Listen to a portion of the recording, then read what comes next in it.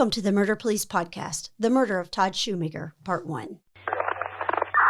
Warning. The podcast you're about to listen to may contain graphic descriptions of violent assaults, murder, and adult language. Listener discretion is advised.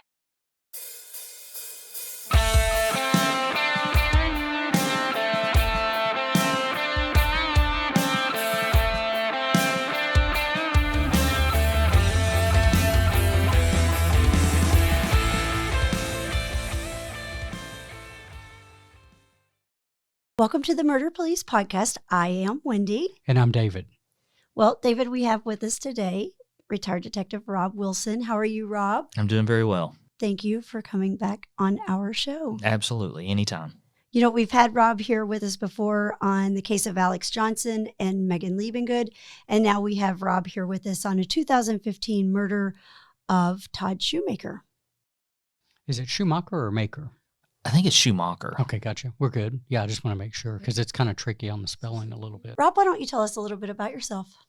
Absolutely. Was on the Lexington Police Department for 23 years. I believe spent 2.5 to 3 years on patrol, then moved into homicide where I believe it was close to 17, 18 years in active homicide, and then finished the last 2 or 3 years of my career running the cold case unit. Nice. Are you enjoying your retirement days? Very much so, yes. Well, I'm sure they miss having you. Do you miss doing cold case work? Yeah, I found that it was really challenging because those cases are cold for a reason. And typically those are the more difficult cases because they're cold for a reason.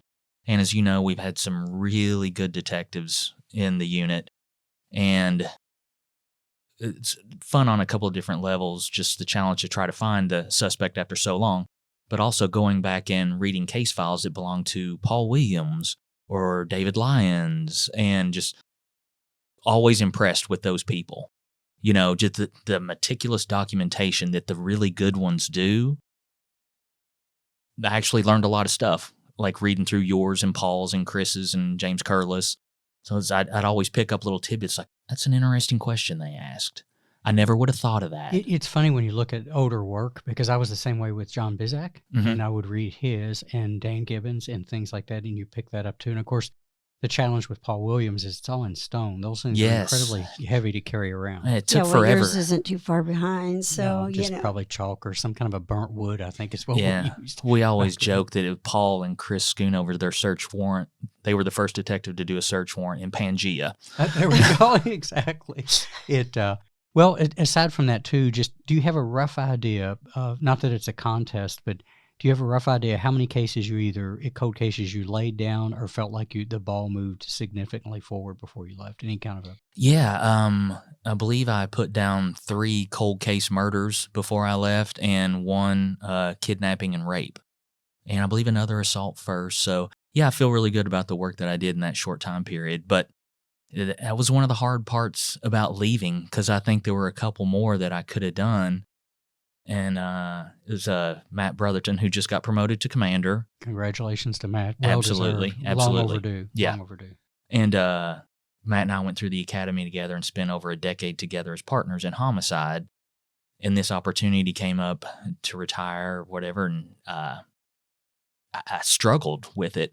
And he told us, like, Rob, you're not going to be able to solve them all. That's why we have other detectives. You go. This is a good opportunity. And it really did. It just... because, man, I could have stayed there for a long time. That challenge, you know, it's fun to wake up in the morning and know that you've got a chance to right a wrong that's been left undone for maybe a decade, 2 decades. So still got one in the works that I'm working with the Commonwealth on that maybe we do a direct indictment that's been unsolved for over 20 years. So incredible stuff. And I do have to say, you, I think, began working the early stages of another episode that we covered, the ex-husband of my best friend, who also was murdered this year, Angela Wooldridge, David Kelm. I think you started with that. Yes, I touched base with the family on that one. Spoke with them several times. Very nice family. Yeah, as you know, we've had them on here. Yeah. Yeah, so they spoke so highly of you, and they were nice hoping that they were going to keep you. Yeah, it came down to that was one of the cases that I had trouble with leaving because they were such a nice family. Mhm. And I think they had bad feelings towards the previous detective that handled the case, but he did a very good job of. There was only so much to go on in that one. I have my own feelings about what happened in that case, but could never ever prove anything. And again, that was one that was still on my desk when I left. So those are the ones that it hurts to walk away from. And that pain that those families are going through, hopefully none of us ever experience that. So I got used to the idea, and I thought it was part of the obligation to be that board for them if they were frustrated, just let them take some of that frustration out on you. I can't imagine the pain that they're in. So difficult thing. So good deal. Well, maybe we can come back on some of those that you laid down. Sure. And get the files and do some shows on those, especially. Again, the art of pulling, like you said, 1 or 2 decades. We've done some other things on the show of late where we interviewed Karen Binder with the DNA Doe Project. An amazing thing. As a matter of fact, that's our charity of choice. And the work that they do, just simply identifying unidentified human remains, is beautiful work right there in and of itself. So well, what are we going to talk about today? Give us just like a couple of sentences on what this case is going to be about. Yeah, it's just going to be basically it's a domestic violence murder. The victim, Todd Schumacher, and his boyfriend, Matthew Donahue, they had lived together for approximately 5 to 6 months, and things went really, really bad on the night of January 18th, 2015. Gotcha. Was there anything else that stood out about it, or the violence? Mr. Schumacher was stabbed over 100 times. That's by far the most stab entry wounds that I've come across in over 20 years of investigating murders. 100 times. Think about how difficult that is, or how long that takes. For listeners out there, just smack your hand against a table 100 times. See how long that takes. Exactly. And just to have the energy and the anger to keep going that long. I was skimming through some news articles, and I'll be honest with you, I didn't read them in depth either. I like kind of getting caught up cold with you all. I've learned. Yeah, and as you know, I asked you the other 2 nights ago. I said, "Well, tell me about this." We were driving to dinner, and he said, "Nope, I want you to be surprised." And I hate the element of surprise because I love knowing a little bit of detail. So I'm glad. Well, I'm not glad in a way because I still wanted the detail. But why don't we just dig in? Tell us.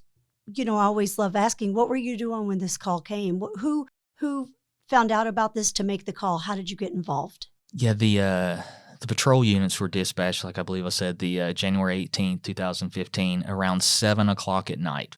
They were called to the residence. The victim's sister had gotten worried that she hadn't spoken to her brother in a while. He wasn't answering his phone, so she went over there.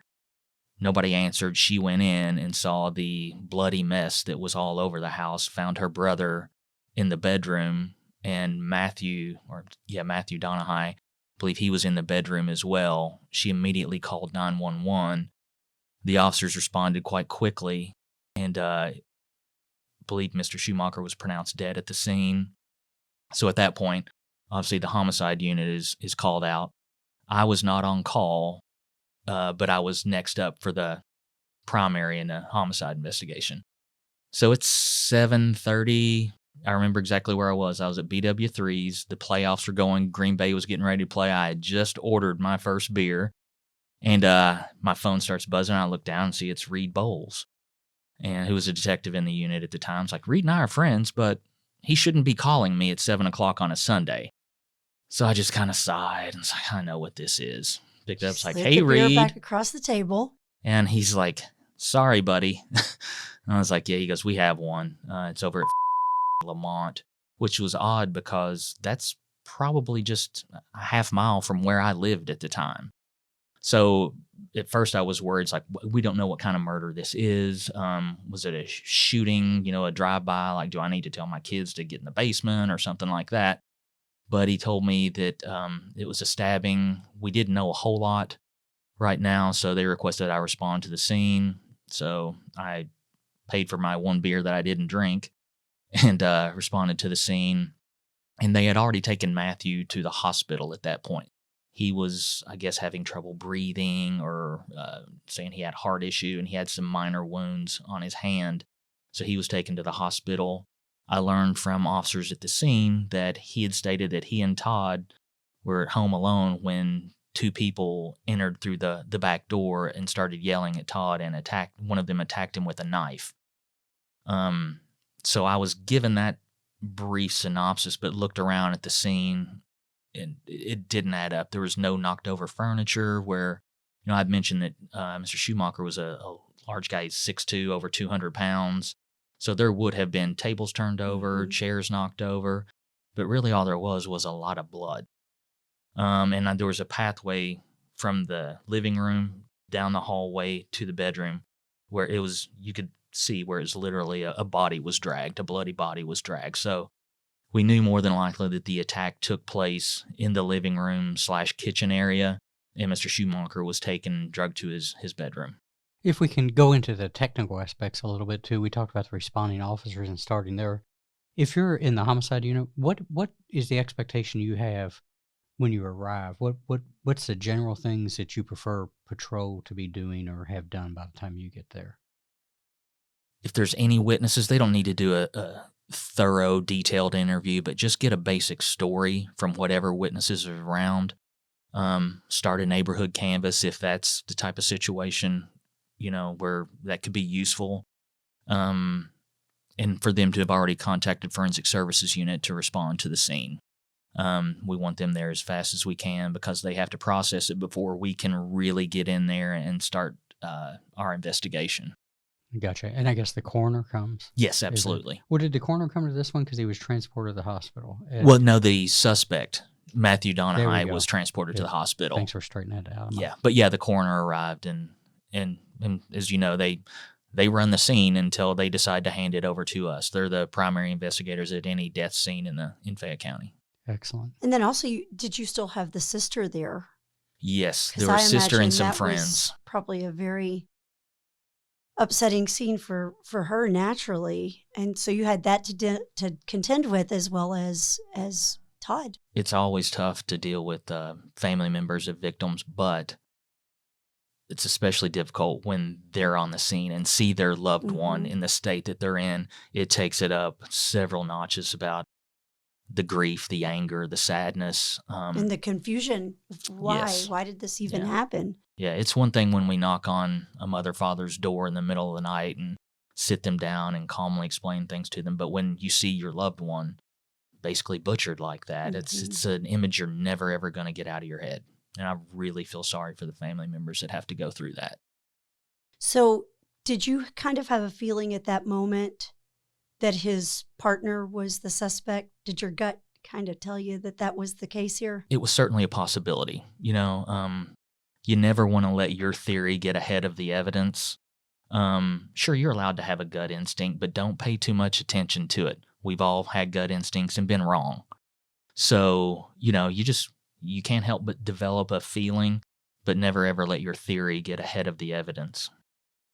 So at that point, I guess you dive into your investigation. Do you go ahead and interview the boyfriend at that point, or where do you take your investigation? We know it'd be different if we didn't know where the potential suspect would be. We knew he was at the hospital with Lexington police officers, so we knew he wasn't going anywhere.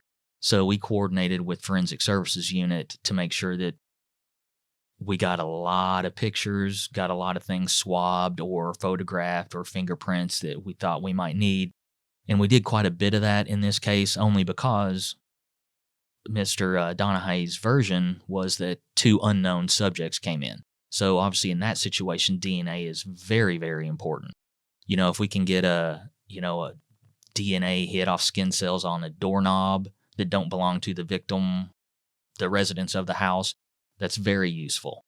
But as it turned out, when it turns into a domestic violence murder inside the residence, DNA is almost useless because you could expect to find victim suspects, blood, DNA, hair, skin cells, anywhere and everywhere in that house. So, but you always want to, take caution and collect all the evidence you need because you only get a crack at that crime scene once.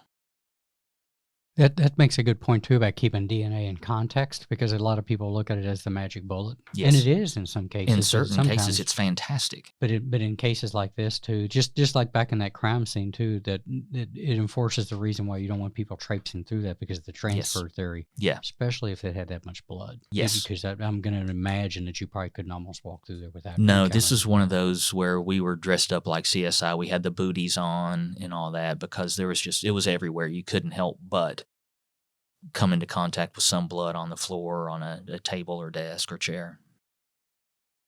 So at what point do you begin questioning Matthew?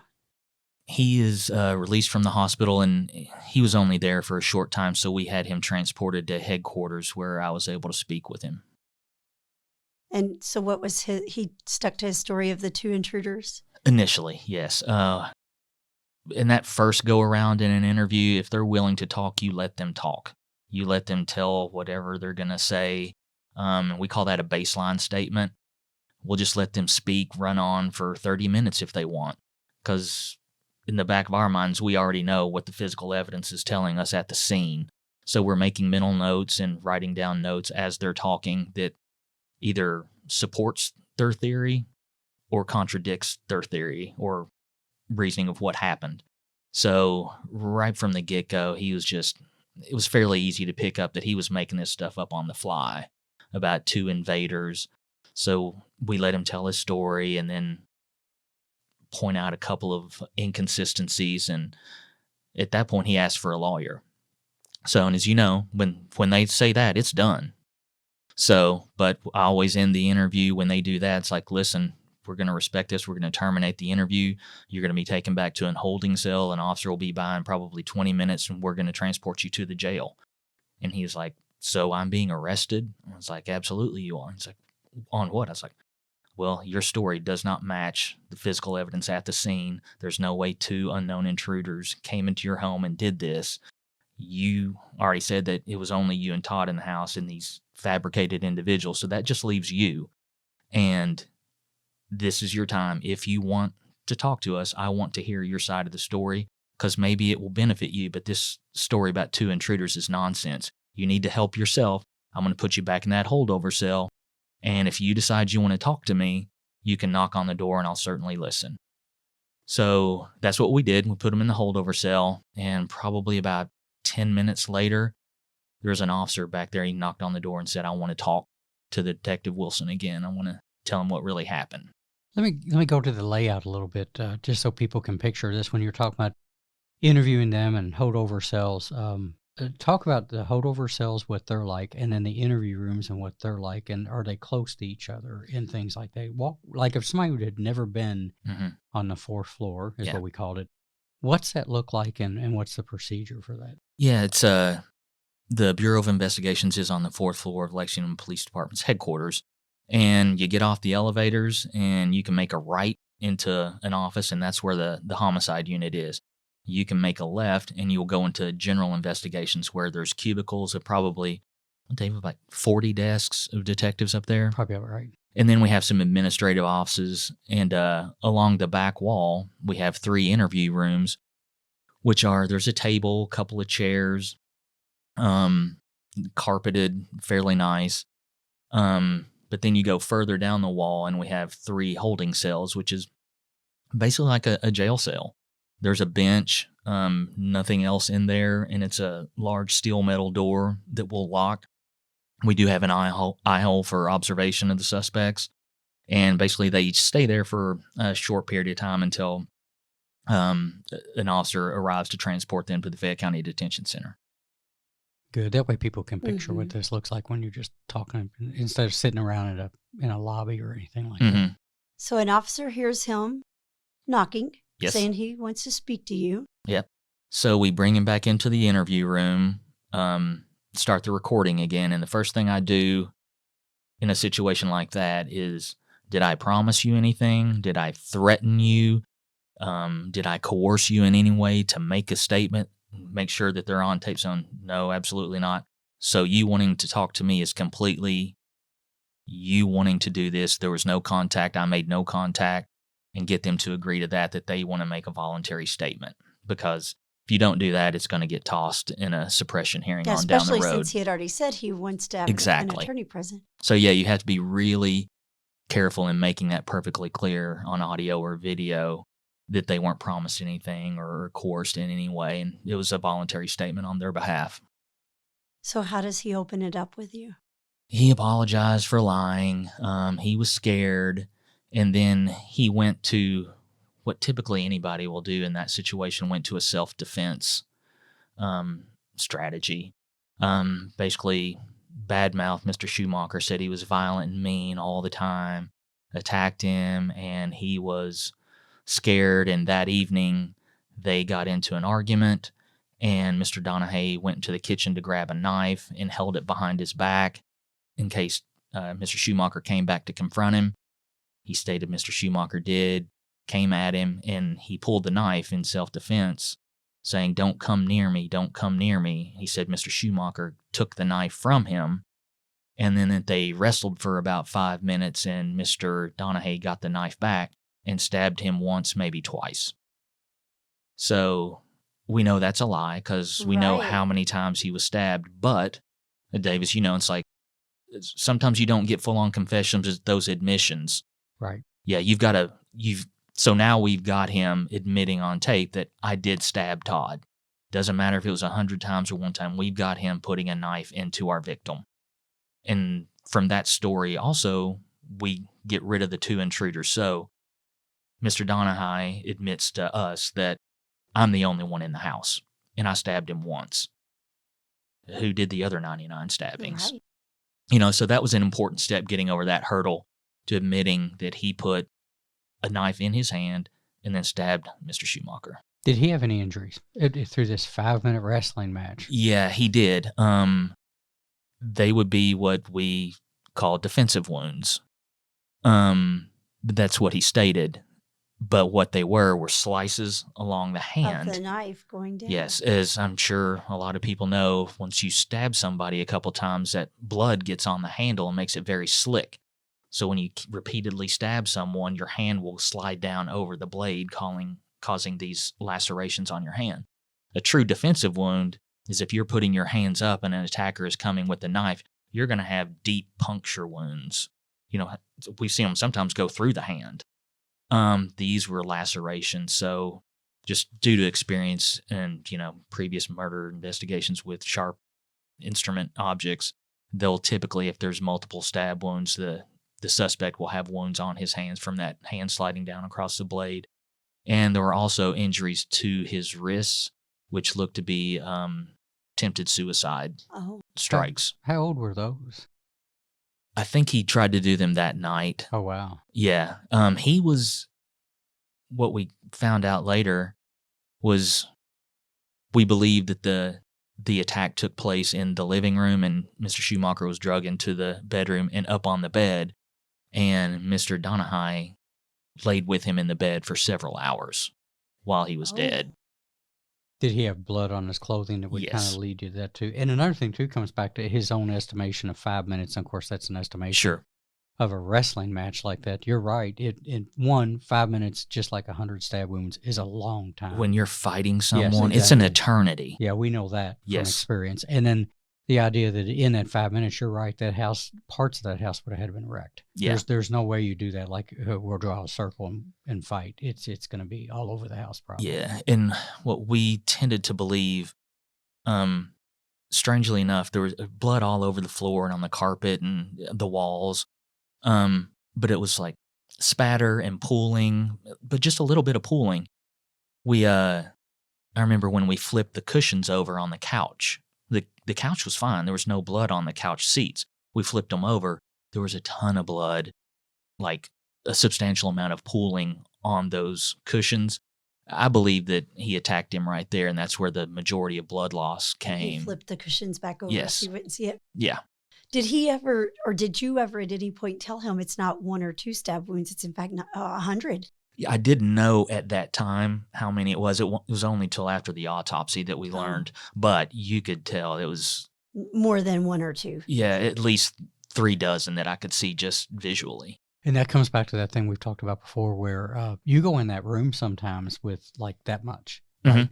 And the struggle with that is what can you do with that much? Yeah. But the big thing, like you said, is that I don't think I ever got told the real truth. You probably didn't. I've either. never have. But man, if you can make that window where they do something as simple as start the process and everything, but you don't have everything like they have on TV. Right. Right. CSI hasn't done their 28-minute DNA test yet, and definitely the autopsy's not going on down in the garage. We know that's not happening. Yeah, we're not getting DNA hits in 5 minutes. And Exactly. Yeah. Did they have a history? Well, first of all, any idea how long they'd been a couple? about half a year, Got a half a according to relatives and Mr. Donahue himself. Any legal history of domestic violence? Any No, orders in place? no. I was always curious about that. There was an interesting issue about this case. The couple shared a dog. It was primarily Mr. Schumacher's, named Monroe. And there was an argument. This was a couple of weeks before the murder.